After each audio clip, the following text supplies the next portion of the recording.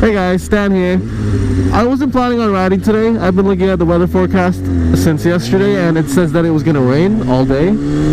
But for some reason, it's overcast and the sun's out, so I mean, it kind of looks like it's gonna rain any minute now, but I decided that I would go out for a little ride anyways. I don't have anything specific to talk about today. I just really wanted to do a motovlog by myself, just because it's been a while where I've actually been by myself for the whole damn video. So here it is. I don't know what I'm going to talk about, but well, here we go. You know what? I think it's about time I made one of these videos. Today's video is going to be about why I decided to start motovlogging and the reasons I do it. A long time ago, when I was just a little kid, I've always wanted a motorcycle. I always told myself, okay, maybe I'll get a motorcycle when I get older. But then, adolescence hit, and I didn't really think about getting a motorcycle anymore. It didn't even cross my mind. And flash forward to adulthood, after I graduated high school, my friends and I started talking about getting bikes. And my friend specifically told me that there are motovloggers out there, and I had never heard of such a thing before. I was like, what is a motovlogger, and what the hell do they do? So, the very first video that I actually watched was Walterific's Chick Pickup, and as soon as I saw that, I was like, wow, no way, that's what they do? That's freaking awesome! I mean, that's what I originally thought I would be doing in the beginning. It's just literally trying to pick up chicks on a motorcycle. Obviously somewhere along the way I changed my mind and I decided just to do the regular motovlogging kind of style.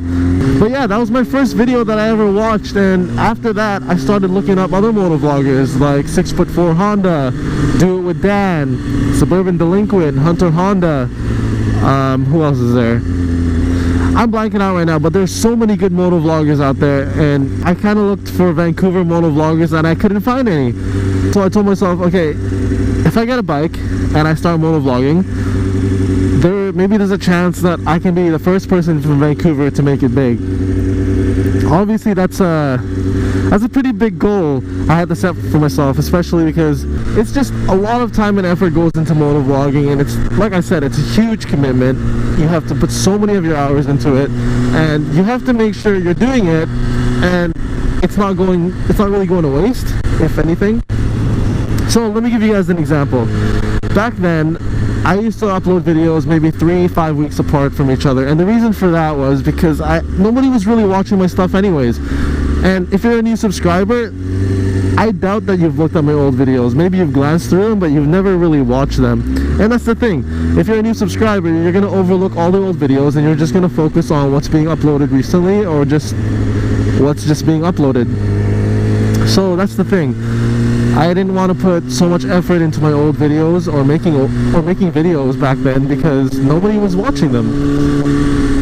But now, here we stand at 1,600 subs. It seems like I've got regular viewers now. I mean, some of you guys comment on my stuff pretty consistently, and I really, really appreciate that. And I love seeing your comments, like I've said before.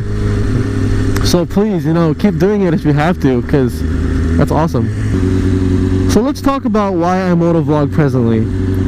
There are a few reasons for this, and obviously one of the biggest reasons is for you guys.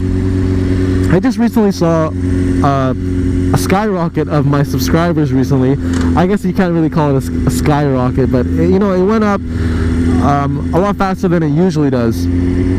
So I saw that and it kind of gave me a glimmer of hope again, because there was a point in time back then where I was only getting a few subs every day, and sometimes not even a sub a day, and it was really, I don't know, I was kind of asking myself, like, why the hell am I doing this? Why am I investing so much time in this? So yeah, I saw it grow and it kind of gave me hope again. So for that, thank you again, guys.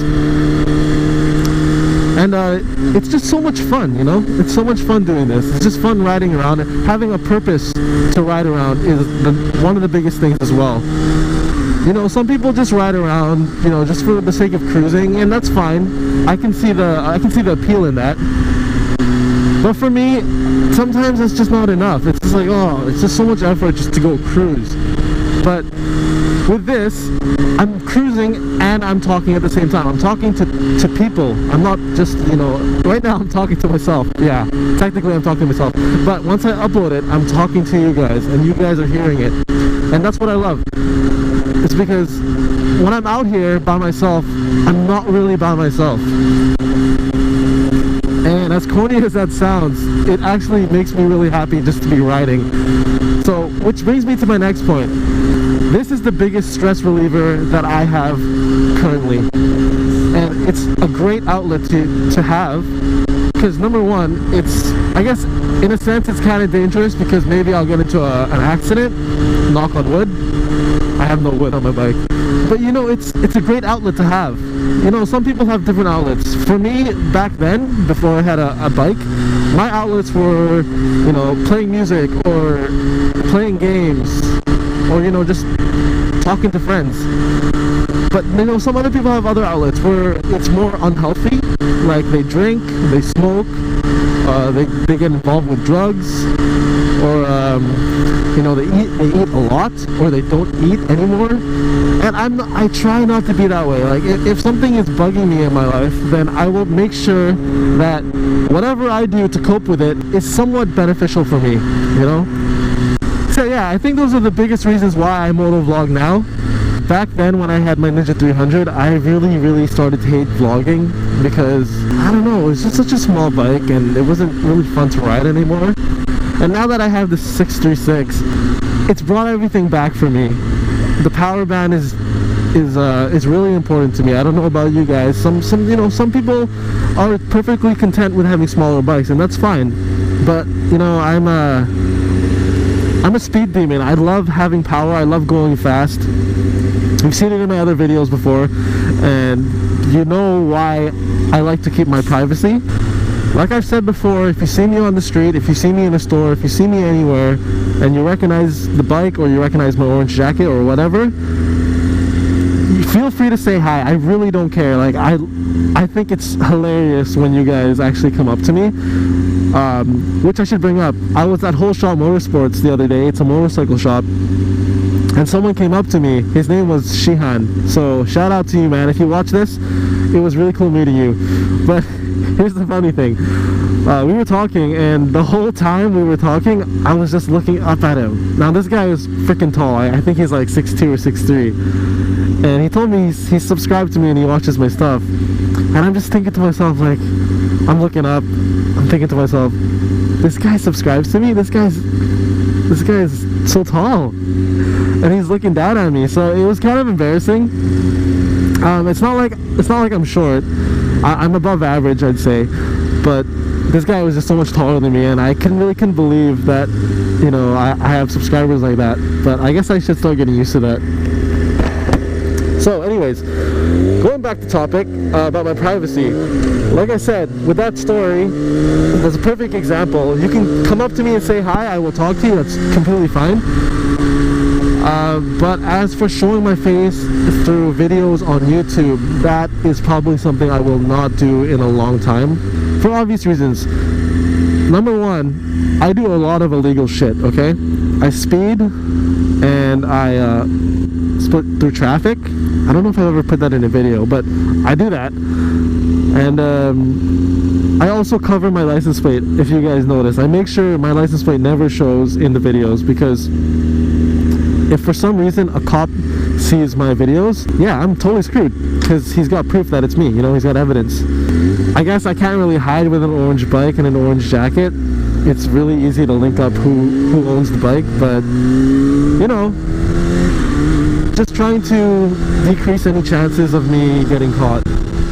Because yeah, I got a comment the other day, I can't remember who it was by, someone, I think it's Isaac something, and basically he said 2K face reveal, and as much as I wanna do that, 2K first off is pretty premature. I've seen other motovloggers do face reveals at like 100K, and that kind of makes more sense. But yeah, sorry man, I can't do it. I can't do it right now. And no guys, it's not because I'm ugly, okay? I'm a good looking guy. Well, at least that's what they tell me. At least that's what the girls tell me. Sorry. I'm getting big-headed right now. I got one more thing to talk about. I'm just gonna quickly skim over this one. So, motovlogging, city or highway? I choose city, and I'll tell you why. The number one reason is interaction. And by interaction, I mean person to person, like talking to them, or, you know, car to car, and just, you know, it's gonna sound really bad for me to say this, but I feel like it's more likely to get into close calls in the city, and by that, it's kind of like someone merging into my lane. Like I said, it sounds really bad, but to me, that's like, I think I have enough confidence to know or to think that I will be able to avoid them, but it will make for good footage. Oh man, I don't know what this motovlogging life is doing to me, but that's just the way I think now. Anything is footage, anything different or interesting that happens is footage. But yeah, you've seen it in my videos. I ride with a bunch of different people, and I do that just so you guys can see how we all interact with each other. You know, you're not just watching some guy talking to himself. You kind of get a sense of who you're watching and his friends that you're watching. And I think it reaches out to you guys on a more personal level. Okay, I think I'm done talking. I can't think of anything else to talk about. So, thank you guys again for watching, and I will see you guys in the next vlog. Bye!